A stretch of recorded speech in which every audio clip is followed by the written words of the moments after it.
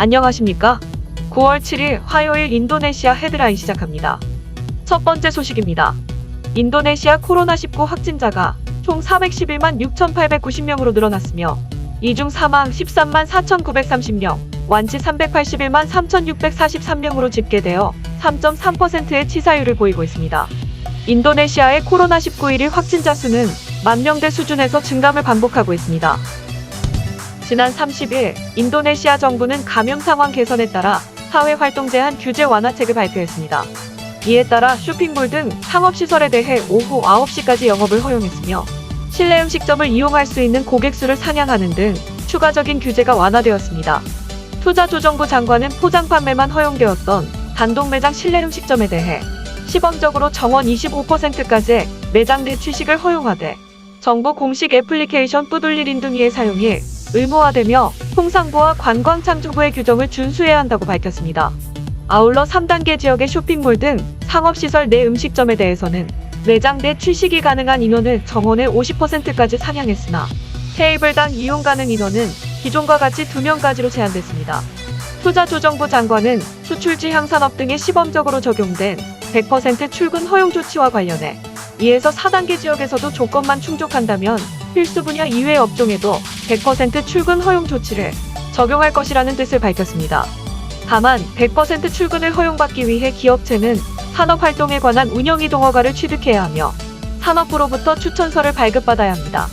또한 종업원의 50% 이상이 백신을 1회 이상 접종받을 것과 출입관리를 위해 공식 앱 사용을 촉구했으며 앞서 공식 앱 사용이 권고됐던 필수 업종 분야는 이달 7일부터 사용이 의무화됩니다. 한편 3에서 4단계 지역, 필수 분야 이외의 업종은 앞으로도 계속 100% 재택근무를 실시해야 합니다. 이 밖에 3단계 지역의 공공인프라 이외의 건설 활동에 대해 최대 30명까지 조업을 허용했으며 실외 스포츠시설 내 레스토랑도 정원 25%까지 영업이 허용됐습니다. 아울러 4단계 지역을 포함해 쇼핑몰, 슈퍼마켓, 전통시장, 이발소, 세탁소, 차량정비소 등 영세 사업장에 대한 영업시간을 오후 9시까지 연장하였습니다. 30일 정부 발표에 의하면 자카르타 수도권 단둥 도시권, 수라바야 도시권은 계속해서 3단계로 유지되었습니다. 또한 3단계 지역에는 새롭게 동부자바 말랑 도시권, 중부자바 솔로 도시권이 추가되었으며 스마랑 도시권은 2단계로 완화됐습니다. 전반적인 감염 상황이 개선됨에 따라 감염 위험도를 나타내는 지역별 단계가 대체적으로 완화됐습니다. 다만 발리와 족자카르타는 계속해서 4단계가 유지됐습니다. 특히 투자조정부 장관은 발리에 대해서는 대통령으로부터 즉시 방역 대책을 강화하라는 지시가 있었다고 말했습니다. 발리 지역의 30일 기준 신종 코로나 병상 전체 이용률은 58%, 집중치료실 이용률은 64%로 34개 주 전체에서 가장 높게 나타났습니다. 현지 언론에 의하면 인도네시아 상공회의소의 부회장은 3분기에 침체된 경제를 회복시키기 위해 4분기 이전에 사람의 이동과 기업활동 규제가 전면적으로 완화될 필요가 있다는 뜻을 나타내며 필수업종 종업원의 100% 출근 허용은 경제 회복에 있어서 매우 중요하다고 강조했습니다.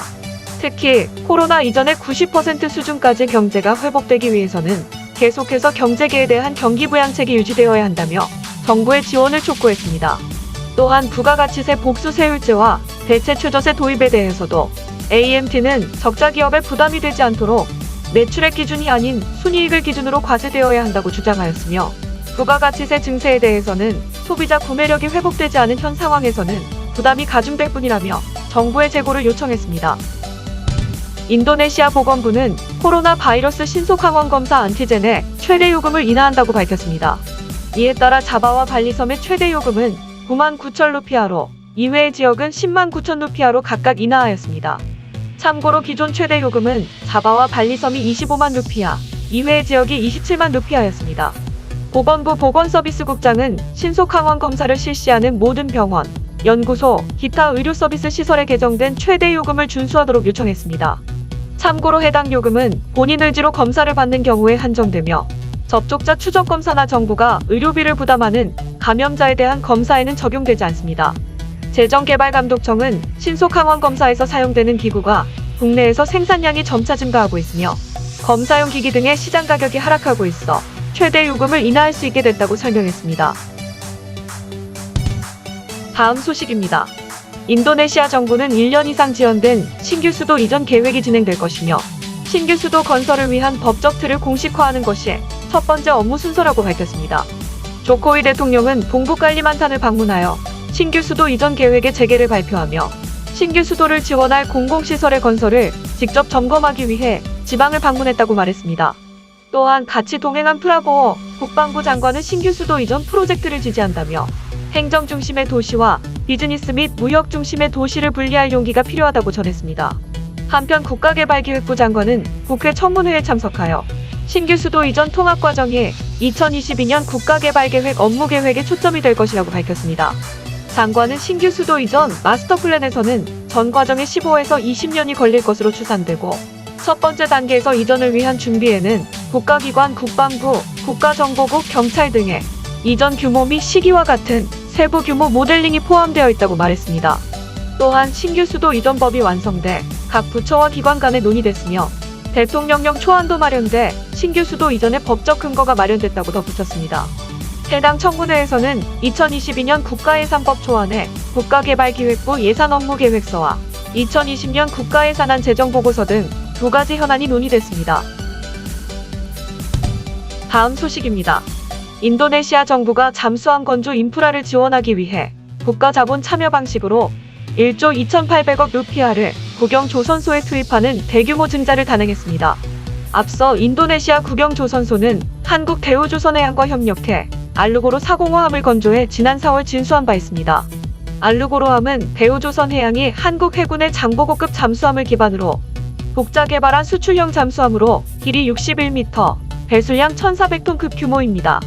해당 잠수함은 옥포조선소에서 블록 형태로 건조 후 대우조선해양 기술 지원 아래 인도네시아 국영조선소에서 최종 조립했습니다. 이번 인도네시아 정부의 국영조선소 자본금 증자 참여는 조코위 대통령이 서명한 국영조선소에 대한 증자 결의에 따른 것이며 증자금은 재정 수입과 2021년 회계연도 예산에서 마련했습니다.